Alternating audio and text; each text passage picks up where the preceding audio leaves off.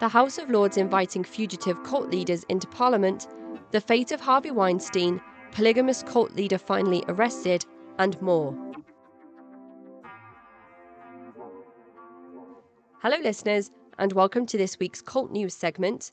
I'm your speaker Casey, host of the Cult Vault podcast, and if you find this content interesting or helpful, please consider hitting that like and subscribe button for updates on new content. And consider heading over to patreon.com/the Cult Vault to support me and the show. And now, onto the news. Cheers star Kirsty Alley passed away on December the 5th after a short battle with cancer, according to her children True and Lily Parker. Alley was a long-time member of Scientology and was considered by those inside the movement as a higher-up being, according to an article by the Daily Mail, which claims that Alley reached Thetan 8 status. After a long battle with drug addiction, Alley supposedly lost herself to the Church of Scientology, feuding with former member and longtime activist Leah Remini along the way. According to Newsweek, pop culture commentator Yashar Ali alleged that Scientology makes specific mention of the terminal illness in its literature. He says, quote, "One of the promises that Scientology explicitly makes to members on paper is if you reach the upper levels of Scientology, you won't get cancer," Ali tweeted. Kirsty Alley and Kelly Preston, two dedicated Scientologists, have both died of cancer in the past 2 years. Kelly Preston is John Travolta's late wife, who died after a 2-year battle with cancer. And of course, this isn't the first time that Scientology and medicine come into the news for John Travolta or his family. After Jet Travolta died in 2009, after hitting his head and seizing during a family holiday in the Bahamas, where it has been alleged in the past that John Travolta was adamant that his only son be treated at a Church of Scientology medical center, which resulted in his son's death. The article goes on to state that the church's relationship with medicine has been a hot topic. It infamously became the subject of scrutiny in 2005 when another of its high-profile devotees, Tom Cruise, said on Access Hollywood that women who seek psychiatric treatment for postpartum depression are irresponsible, a view many linked to Scientology's teachings about psychiatry. To this day, the religion's website calls psychiatric medication an elaborate and deadly hoax. Recently, the BBC and The Guardian have been covering an absolute political scandal that is unfolding over here in the UK.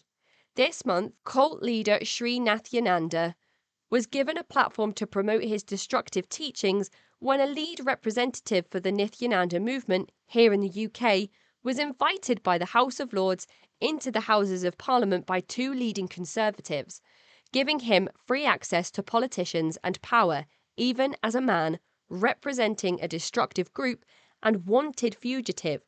Nithyananda is on the run for crimes that include sexual assault of children, child abduction and fraud.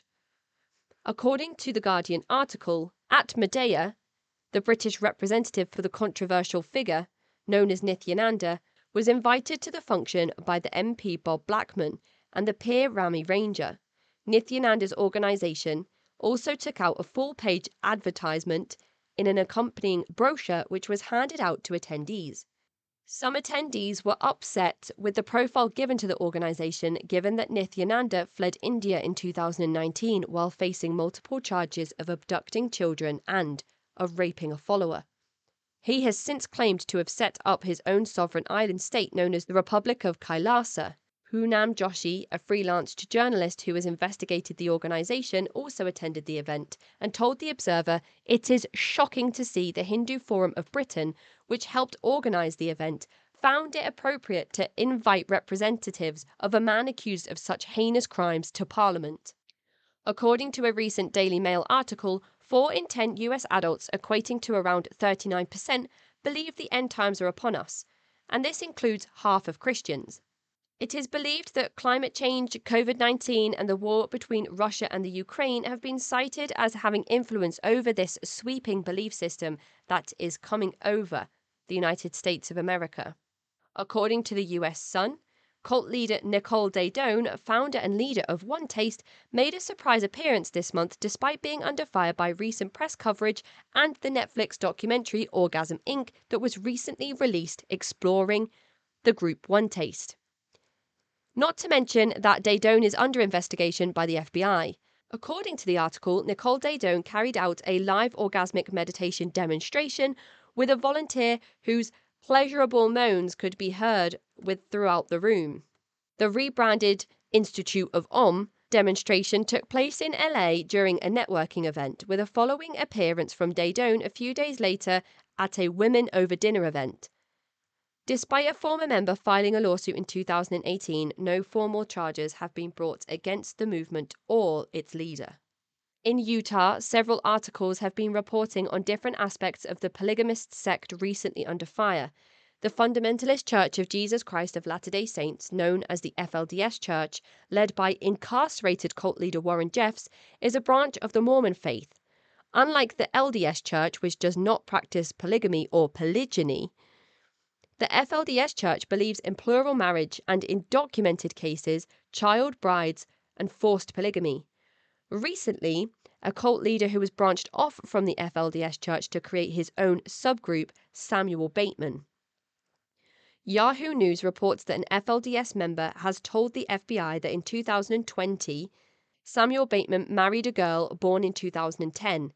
He is also accused of marrying over 20 women, some being his own daughters, and all of a young age. According to the Yahoo News article, Bankman would complain of his child bride's bedwetting. He has apparently amassed a small following of around 50 devout members, which has allowed him to carry out predatory behavior, calling him a prophet. The Daily Mail goes on to state, in a chilling 30-second audio clip obtained by thedailymail.com, that Mormon cult leader Samuel Rappley Bankman is heard proselytizing about blood atonement. He says there is a payment required for people's wrongs and boasts that there will be men who beg to have their blood spilled. The only way they can feel that feel is to shed their blood and die, and the Lord will give them eternal life, Bankman 46 says in the recording. With a second article coming not too soon after, revealing that Bankman has finally been arrested after he was pulled over. It reads, police body cam footage exclusively obtained by thedailymail.com shows the moment Samuel Rappley Bankman was arrested in Flagstaff, Arizona in August. The cult leader, 46, was pulled over after witnesses reported seeing children's fingers poking through the sides of a trailer being towed by his pickup truck. Police order 4 of his wives out of the truck. They deny there are more passengers, only for police to open the trailer and find 3 young girls. 2 of the women have been identified as Naomi Bistline and Moretta Johnson, 19. Both are facing charges. Naomi tells cops you have to let him go and that the girls are scared of cops. BitcoinMagazine.com has a recent article by Jonathan Lieger titled How Bitcoin Helped Me Escape a Doomsday Cult. The article reads, I was raised in a doomsday cult that taught that God was getting ready to wage the war of Armageddon and bring about the end of the current world order. The governments, all ruled by the devil, would be replaced with the kingdom of heaven ruled by Jesus Christ. The cult discouraged any kind of real financial planning because of this worldview. After all, what was the point of investing in a system facing imminent destruction? Going on to state how Lieger would eventually make mass amounts of money through Bitcoin before moving on to altcoins, which had their big moment in the spotlight last year. Strangely, Sky News goes on to report that Sam Bankman-Fried has a crypto cult, that Bankman-Fried hugged his parents goodbye after being denied bail after committing one of the biggest frauds in modern US history. The 30-year-old founder of the now disgraced and bankrupt exchange known as FTX has experienced a tremendous fall from grace after amassing a $20 billion empire through cryptocurrency and less than legal means. The judge denied bail in the Bahamas, where Bankman-Fried awaits extradition after being told that he is too much of a flight risk. Taiwan News reports that this month Japan have finally passed a historical bill regarding the Unification Church, also known as the Moonies. It comes after the former Prime Minister of Japan, Shinzo Abe, was assassinated by Tetsuya Yamagami, the angry son of a long-time devout member of the church who gave all her worldly goods, time and money to the Moonies instead of to her family.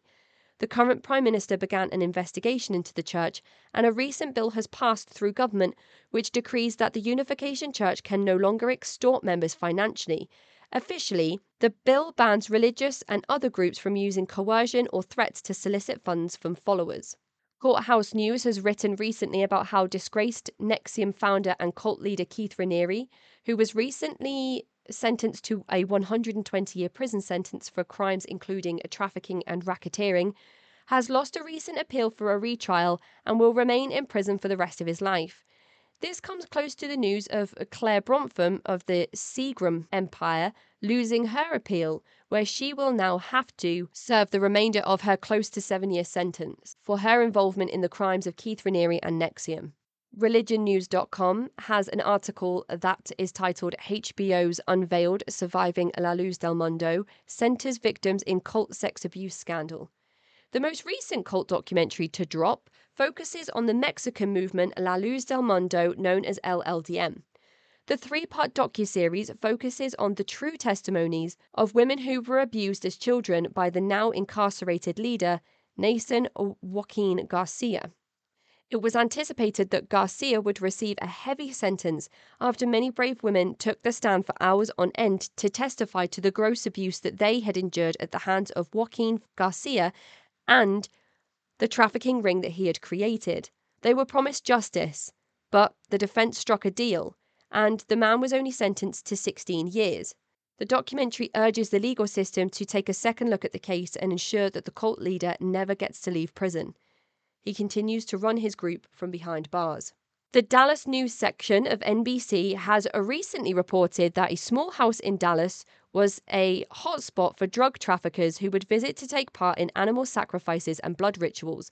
Their alleged cult leader, a Mexican-American known as a Padrino or the Godfather, could not, however, foresee the fate that awaited them when agents arrested more than 40 men and 1 woman across North Texas on federal drug trafficking charges. According to the article, people would pay the Godfather to place hexes on others, and he worked from a blessed book. According to CNN, the American version of the Tinder Swindler has been caught. Patrick Giblin apparently conned over 100 women out of money up to $250,000. Despite having a long history of being arrested for fraud and robbery starting in 2005, and even escaping federal charges in 2012, Giblin would go on to con hundreds of thousands out of unsuspecting women by using dating sites such as Tinder, but the man is now behind bars.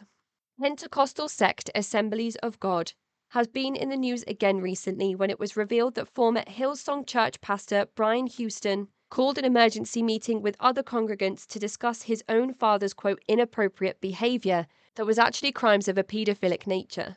Within this meeting, tales of sexual abuse were detailed, with Frank Houston stepping down from his position, where his son would later take over. It was agreed in the meeting that the details would be kept confidential and hidden. A former secretary has recently taken the stand to testify to historical abuse cover-ups as Brian Houston stands trial. Geek Tyrant recently covered the story of upcoming documentary about the Sarah Lawrence cult. Hulu has released their first trailer for the 3-part series that focuses on Larry Ray and the abuse that he inflicted on students of the Sarah Lawrence College who fell under Ray's coercive control when he moved into his daughter's dorm and began grooming her peers. Hulu have been doing a great job with cult documentaries recently. They brought us the Deep End series about Teal Swan, and HBO is having to keep up with them by releasing things like The Vow Part 2 and the recent LLDM documentary. Let's hope that more production companies take note and we continue to get this type of coverage. According to Joblo, actor Ryan Philippe has taken on a role for a film and its sequel being filmed back-to-back depicting a fictional cult. According to the article, quote, 1 Mile has the following synopsis. After his release from prison, a father tries to reconnect with his daughter by taking her on a college tour, but they find themselves battling for more than their relationship when a murderous cult living in the woods pursues them. And lastly, the Harvey Weinstein trial has finally wrapped up with an outcome of guilty. Out of the 3 counts of sexual assault that Weinstein was accused of, despite already serving time for the same accusations, Weinstein was acquitted of 1 count, with a mistrial declared for 1 count after the jury could not agree, and the final count coming back as guilty. The 70-year-old faces an additional 24 years on top of his current 20-year 3 sentence. And that is the end of this news segment. Again, if you find the content helpful or interesting, please consider hitting that like and subscribe button. And head on over to patreon.com/The Cult Vault to support the podcast and the rest of my work. I'm your speaker, Casey. This has been The Cult News, and I am the host of the Cult Vault podcast.